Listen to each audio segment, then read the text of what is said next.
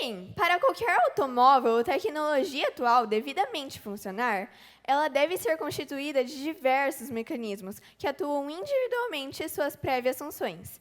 E somente com eles operando corretamente é possível garantir sua eficiência.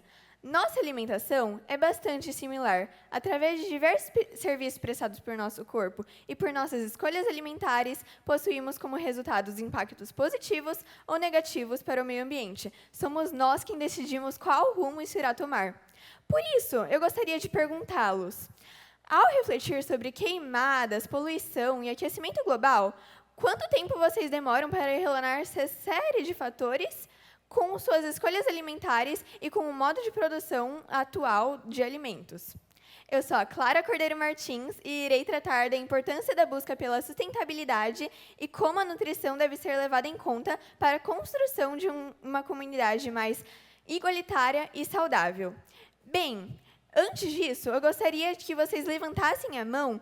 Quem aí já pensou em adotar hábitos um pouquinho mais diferentes e um pouquinho mais sustentáveis? Não precisa ser só da sua alimentação. Pensando sobre o contexto catastrófico natural que estamos vivenciando. Eu imaginava. Muitos de vocês levantaram a mão.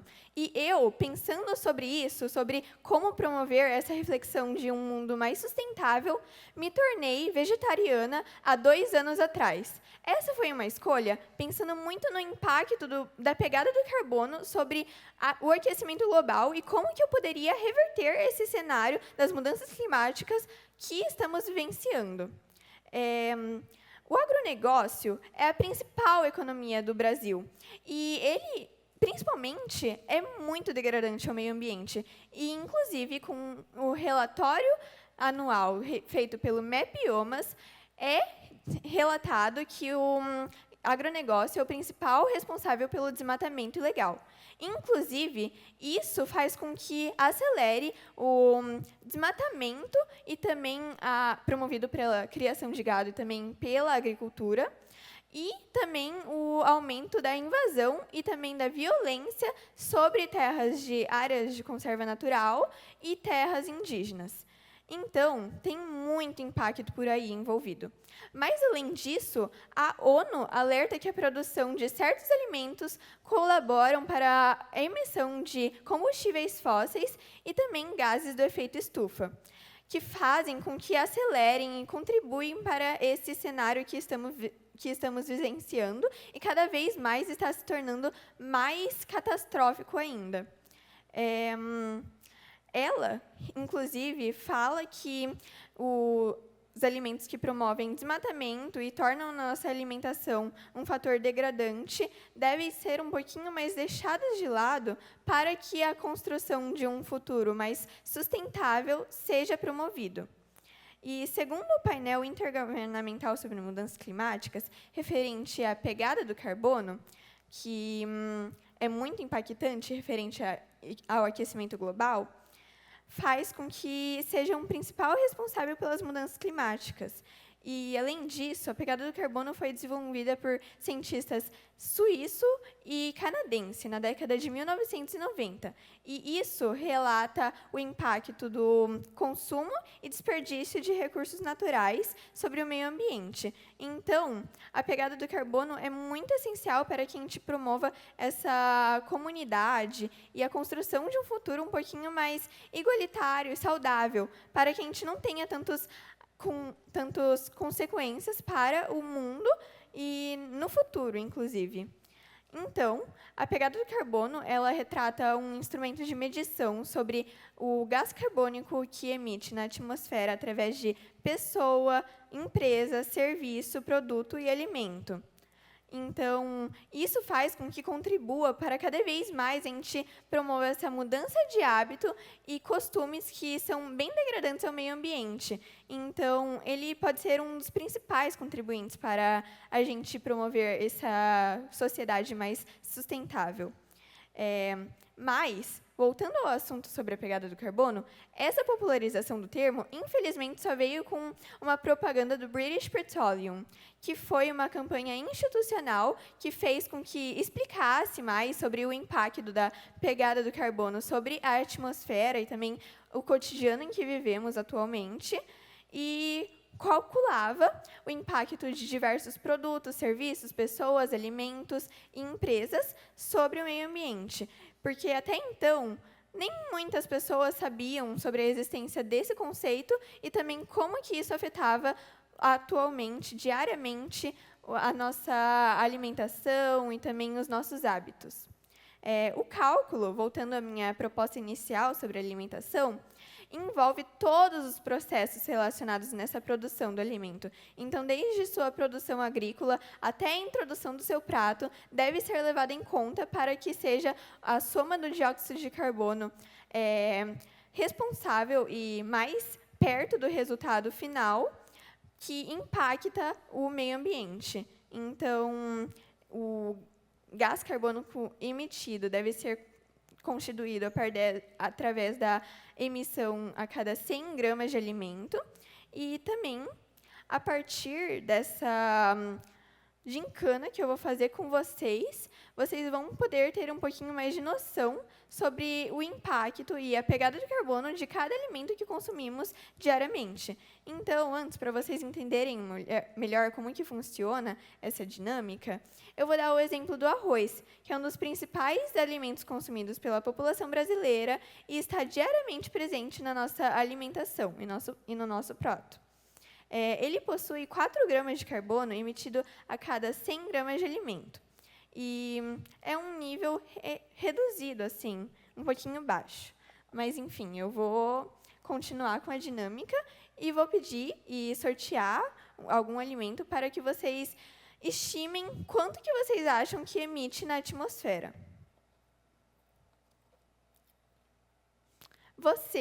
Quanto você acha que a carne bovina emite na atmosfera a cada 100 gramas de alimento? Bem mais. 60 gramas de carbono emitido a cada 100 gramas de alimento. E, inclusive, é um dos altíssimos e mais contribuintes para o aquecimento global atualmente.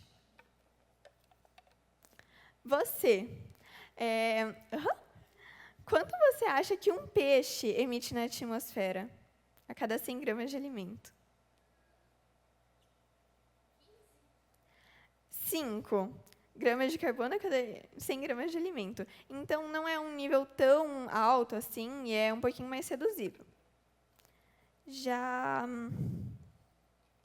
o leite de vaca, o que você acha que emite na atmosfera? Não, 3,5 gramas de carbono a cada 100 gramas de alimento. Então, a partir disso, a gente consegue perceber a variedade e como que cada alimento pode ser classificado a partir de seu impacto no meio ambiente. Curiosamente, esses alimentos com alta pegada de carbono, eles não são tão acessíveis a populações um pouquinho mais vulneráveis. Então, elas não têm tão fácil acesso a esse tipo de alimento, como ultraprocessados, carnes e também diversos outros. Então, podemos concluir que uma economia vegetal, ela garantiria mais segurança alimentar, menos degradação, menos poluição e também representa um valor nutricional completo.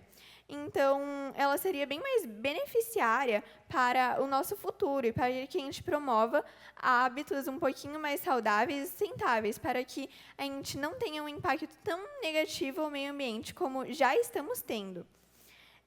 Uma economia vegetal também contribuiria para uma maior consciência e reflexão sobre como podemos diminuir a pegada do carbono a partir da nossa alimentação.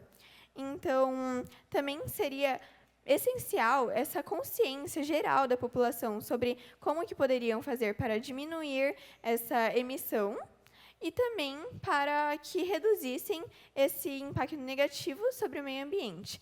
E, a partir disso, a gente percebe a importância de como ter consciência é crucial para o desenvolvimento de medidas que retardem as consequências do aquecimento global. E qualquer ajuda é necessária, porque não se trata mais do individual, mas sim sobre o futuro do nosso planeta, que é algo coletivo e importante para ser discutido atualmente. Além disso, a pegada do carbono deve ser levada em conta para ser um instrumento que meça toda a pegada do carbono emitida para que a gente tenha um maior aproveitamento e uso desses recursos naturais, para que eles não sejam tão devastantes ao meio ambiente e também para que a gente não contribua para essa exploração alta. Então, precisamos mudar agora, porque, de acordo com o relatório feito pela OMM e também pela ONU e a NASA, elas relatam que 2023 foi o ano mais quente registrado na história do planeta, que estava a 1,45 graus acima da média. Então, tem também esse caráter de que precisamos mudar agora, porque tem a tendência de que cada vez mais os níveis da temperatura global se aumentem e que cada vez mais essas consequências fiquem muito mais diárias e afetem muito mais o nosso cotidiano. E, para isso, a gente poderia adotar um modelo alimentar um pouquinho mais sustentável, que promova segurança alimentar, uma comunidade mais resiliente, promovendo uma reflexão global, e também ter consciência de como todos esses fatores ambientais, climáticos e naturais, eles afetam o nosso cotidiano, porque, além de contribuir para fenômenos como El Niño, Laninha e o aumento da temperatura global, também decai a qualidade dos produtos agrícolas e de alimentos em geral. Além disso, ele aumenta o preço dos alimentos e decai essa qualidade. Então, pensando mais pelo âmbito social, uma população um pouquinho mais vulnerável não teria tantas condições de adquirirem alimentos que atualmente são bem necessários para uma alimentação forte, em que ela seja garantida e nutritiva. Então, essa alimentação mais sustentável também tem muita importância para as populações mais vulneráveis, porque se a gente não promover essas mudanças de hábitos e de costumes, elas refletirão muito no modelo em que o planeta é distribuído atualmente e também traria muito mais desigualdade social e fome. Portanto, através de decisões alimentares, devemos adotar um modelo de vida mais sustentável. Da redução da pegada do carbono à promoção de biodiversidade, entendemos como as nossas escolhas alimentares moldam e moldavam o futuro e a promoção de uma sociedade mais igualitária e saudável, para que um modelo alimentar inclusivo e sustentável seja uma oportunidade de cada refeição nossa ser uma construção de uma comunidade mais resiliente, com justiça social, que otimize a natureza e com compromisso para que as futuras gerações não tenham tantos impactos negativos das ações humanas sobre o meio ambiente, para que a gente retarde um pouco essas consequências que nós já devastamos o meio ambiente e agora estão sendo bem mais provenientes e fortes. Além disso, uma alimentação sustentável pode ser a solução para problemas socioeconômicos, culturais e ambientais, que vão muito além de só naturais e essa fala minha sobre alimentação, mas também que podem refletir em todos os aspectos da vida, que também são sobre como nós nos associamos e também sobre a forma em que consumimos, a forma de produção e além disso, essa alimentação sustentável pode dar início a um movimento que estimule mais práticas sustentáveis que colaborem para o não desperdício de energia e também de água, que são outros problemas muito relevantes para a atualidade. A proposta, com uma alternativa similar à minha, é a do Ministério do Meio Ambiente, que promoveu em fevereiro de 2024, um projeto chamado Amazônia na Escola, Comida Saudável e Sustentável, que foram propostas 10 alternativas para serem aplicadas nos estados da Amazônia Legal, e para que nas redes públicas de ensino presentes nesses estados fossem aplicados alimentos e modelos de alimentação um pouquinho mais sustentáveis e saudáveis, para que esses estudantes, desde agora, já aprendam a como adotar modelos mais inclusivos e que otimizem esse meio ambiente que é tão rico de natureza e que é importante para a nossa atualidade e sempre foi importante. Então, também promove essa reflexão para que a gente consuma mais alimentos de populações nacionais, inclusive indígenas, que são muito importantes para a produção nacional do Brasil, de alimentos como grãos e vegetais. Então, essa foi a minha apresentação. Eu espero que vocês tenham gostado e reflitam sobre o seu modo de alimentação.